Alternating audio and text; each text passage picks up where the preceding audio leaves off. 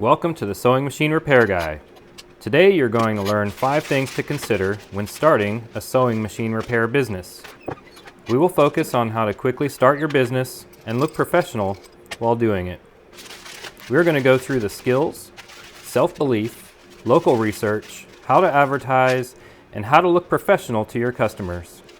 This will take very little money and time to get started. I did this while working a full-time job. So let's get into it.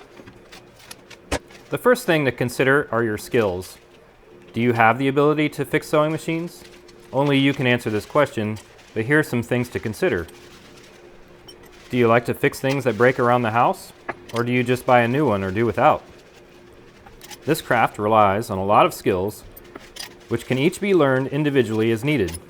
Examples of skills I've used to fix sewing machines: soldering, wiring repairs, machining parts for clearance, using epoxy to make or repair unobtainable parts, repairing threads for screws, pulling apart lots of pieces and then putting them back together correctly, and the list goes on and on. The other skill that's helpful is being able to visualize how each adjustment affects the operation of the sewing machine. It will help you when you have to make timing or needle height adjustments, and you can feel which direction it needs to go. This also helps when you're working on different types of machines like blind hammers, sergers, and various industrial machines. They're different than a regular sewing machine, but trust me, the basics, they're still there. The second thing is to believe in yourself. Establish some credibility with yourself first, then believe you can do it. This is how I got started.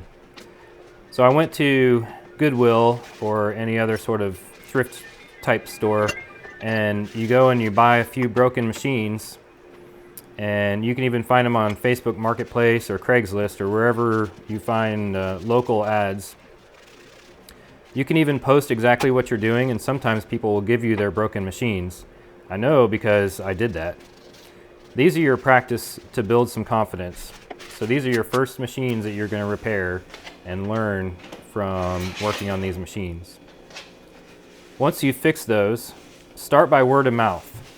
So I let my Facebook friends know that I had a friend at church who gave me her machine to work on. She was my first customer. And then I fixed her machine, surprisingly. I decided it was time to go public at that point. That's the next step. Research your area. See what your local repair scene is. Go out there and find out how many shops there are in your area. That'll help to see if there's room for you. In my area, the shops near me are about 30 minutes or so away, so I felt like there was plenty of space for me. Find out what they charge for service. So when you start, you have very little overhead. You can afford to come in at a little lower price and provide better service to your customers. Those shops have a storefront, and they also try to upsell their customers with new machines. So most of those shops also are dealers, and a lot of customers that I've had have said that they've tried to be upselled every time they go in to get their machine fixed. But your job is to keep Grandma's old machine up and running for years to come. The fourth thing to consider here is advertising your business as a business. It's time to see what kind of demand there is. So now you're getting serious. Now you're looking at real advertising here. When I started, there were 2 main places I advertised, and it worked very well.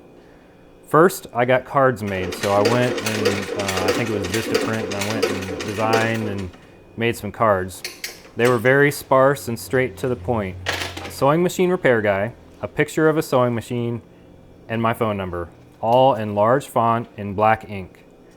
Once they came in, I put them up on various boards in my area. The local fabric store was by far the best place. That's where people go when they use sewing machines. They go to that fabric store, and if there's a board there you can put cards on, that's the best place to do it.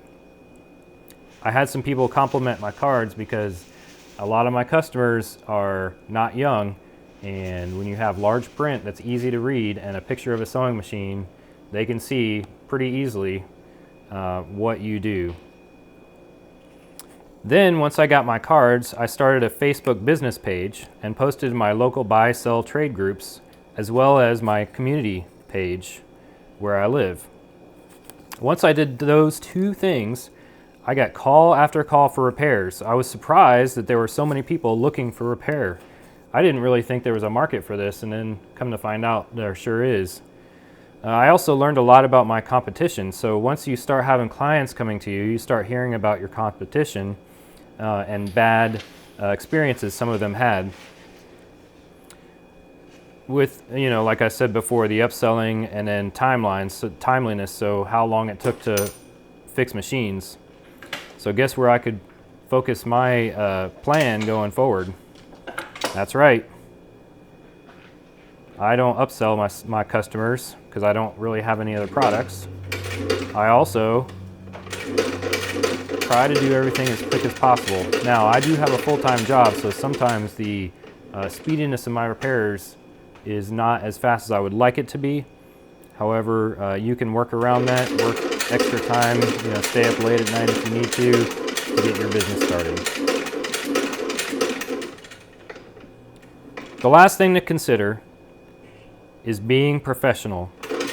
Now, I don't just mean being professional as a person. This is the whole package. So a few little tricks that I used to help me to look more professional than maybe I really am.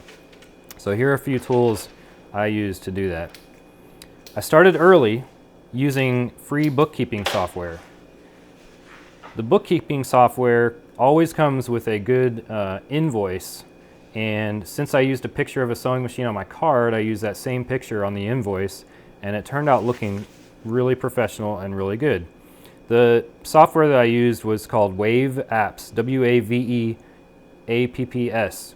Now, I don't make any money from sponsorships or anything with them. It's free. I highly recommend it. It was easy for me to use, but there are some other apps out there or other software that you can use. This does everything from invoicing to bookkeeping, tracking all your money. It even attaches to bank accounts to make sure that you know where all your money is. And did I mention it was free?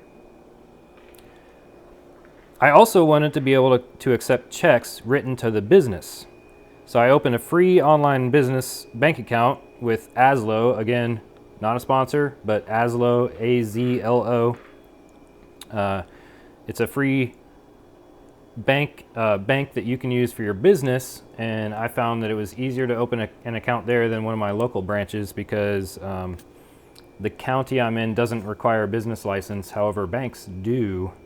So when you're in a county where you can't get one, it makes it more difficult.